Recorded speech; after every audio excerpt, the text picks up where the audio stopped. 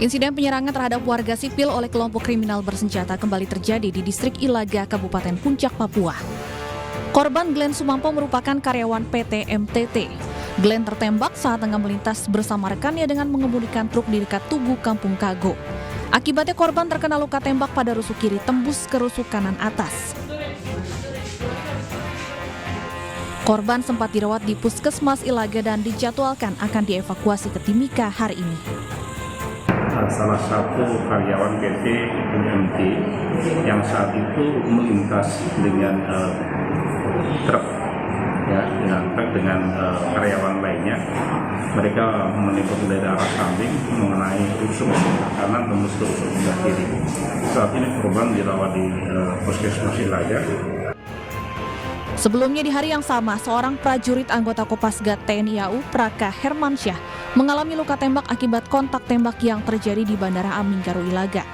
Korban sudah mendapat penanganan medis di Puskesmas Ilaga dan akan dievakuasi menggunakan helikopter ke RSUD Mimika, Timika. Dari Kabupaten Puncak, Papua, Cornelius Mudumi, iNews melaporkan. Seorang anak berusia 11 tahun dipaksa jadi juru parkir dan dianiaya ibu kandung. Tak hanya dipukul, korban mengalami luka sayatan silet di sekujur tubuhnya.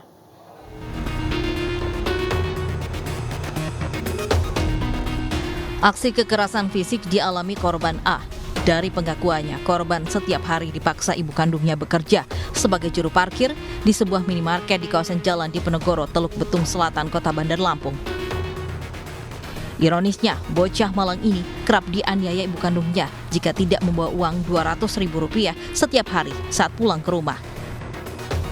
Tak hanya dianiaya dengan cara dipukul di tempat umum oleh ibu kandung, korban juga dianiaya menggunakan senjata tajam dan sayatan silet di sekujur tubuhnya saat sedang berada di rumah kontrakannya. Kumis dari awal pas pergi pertama 24 jam. Begitu dia ujung-ujungnya dia pakai suruh emaknya itu. Rumahnya. Biasanya dia kalau disuruh dari pagi apa? Ya dari siang, pada kalau dia datang tuh dari siang 17. Kalau dari 24 jam dia terus sampai pagi lagi sampai subuh. Kadang-kadang gitu. Itu dia dipukulin, abang tahu itu biasanya dipukulin. Ya kadang-kadang kalau saya lihat dari sini dia dipukul pakai sendal, kadang-kadang dia kan. Tapi kalau di rumah dia pakai sajam itu ya. Kata siapa tuh? Ya anaknya itu cerita ke saya. Kasus kekerasan yang dialami korban A kini telah ditangani oleh pihak Komnas Perlindungan Anak Kota Bandar Lampung. Komnas Anak bersama P3A Pemkot Bandar Lampung telah mengamankan korban dan melaporkan kasus kekerasan yang dialami korban ke Mapolresta Bandar Lampung. Mungkin sejak TK, ya coba kami gali lagi nanti yang berwenang ya pihak kepolisian, kita serahkan aja proses hukumnya ya. Yang jelas kami memastikan anak aman untuk mendapatkan perlakuan yang baik ya, guna memulihkan psikisnya. Kasus ini kini masih ditangani aparat kepolisian Polresta Bandar Lampung, sementara korban telah dibawa ke rumah aman untuk memulihkan trauma dan psikologisnya. Dari Bandar Lampung, Andres Afandi, iNews melaporkan.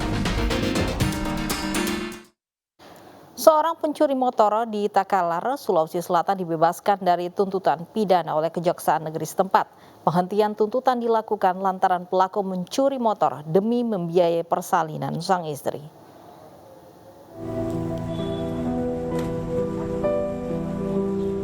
Inilah video yang diabadikan oleh Kasih Intel Kejaksaan Negeri Takalar saat membawa Muhammad Arham, warga Gelesong Utara, Kabupaten Takalar, Sulawesi Selatan, saat berkasnya dilimpahkan oleh penyidik Polres Takalar ke Kejaksaan Negeri beberapa waktu lalu. Saat tiba di kantor Kejaksaan Negeri Takalar, Arham dan pemilik motor yang dicurinya dipertemukan dan sepakat memilih jalan damai. Karena telah sepakat berdamai, Kejaksaan Negeri Takalar mengajukan penghentian penuntutan atau restoratif justice kepada Jampidum bersama Direktur Oharda dan Kepala Kejati Sulawesi Selatan.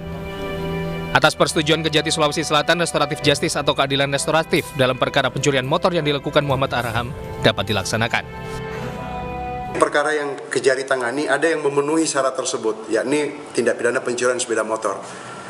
Disitulah kita mencoba untuk memintakan persetujuan ke Kejaksaan Agung Republik Indonesia melalui Jampidum.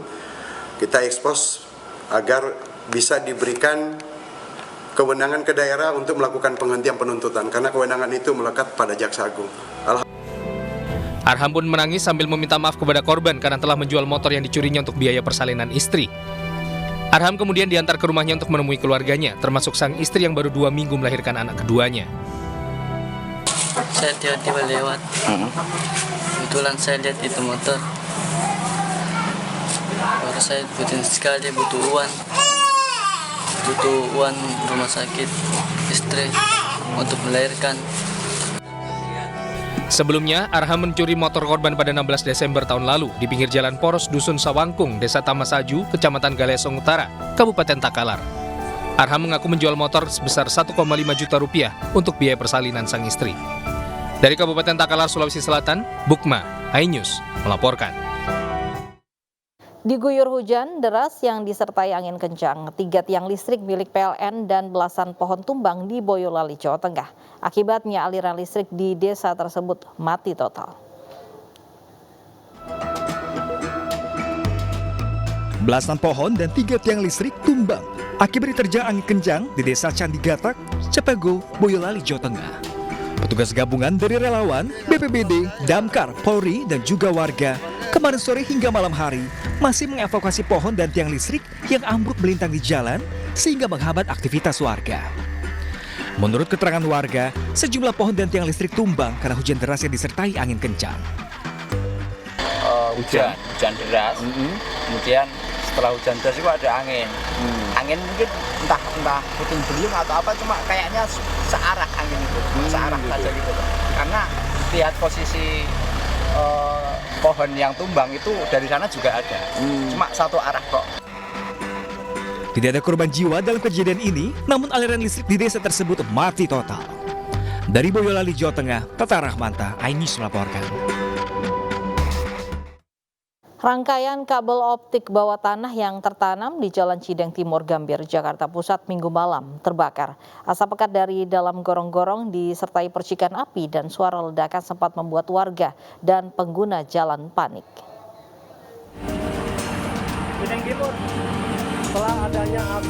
Asap pekat tiba-tiba keluar dari dalam gorong-gorong saluran air di Jalan Cideng Timur, Gambir, Jakarta Pusat malam tadi. Warga dan pengguna jalan yang mengetahui kejadian tersebut tak berani mendekat lantaran sempat terdengar beberapa kali suara ledakan. Petugas penanggulangan kebakaran dan penyelamatan langsung diterjunkan ke lokasi guna mencari tahu penyebab kebakaran. Dengan membongkar beton penutup gorong-gorong, kebakaran akhirnya berhasil diketahui petugas dari rangkaian kabel optik bawah tanah. Petugas menduga terjadi hubungan arus pendek listrik yang membuat rangkaian kabel terbakar dan menimbulkan ledakan kecil. Saya lihat keadaannya di sini, ternyata ya kabel yang terbakar yang sudah dikonek sama dari PGU bahwa itu kabel dan tidak berbahaya dengan gas. Sekitar setengah jam upaya pemadaman, petugas memastikan jika tidak ada lagi percikan api di dalam gorong-gorong. Dari Jakarta, Rani Sanjaya, iNews melaporkan. Dan pemirsa, usai sudah iNews siang hari ini, pandemi akan dilalui dengan saling jaga dan peduli. Mari kita jaga diri dan mengingatkan selalu patuh protokol kesehatan, pakai masker dan jaga jarak. Ya pemirsa, mari konsisten menjaga imunitas tubuh dengan vaksinasi dan olahraga secara teratur. Bersama kita menanggulangi wabah COVID-19. Saya Pram Senjaya dan rekan saya Lovia Nadian pamit undur diri. Selamat beraktivitas dan sampai jumpa.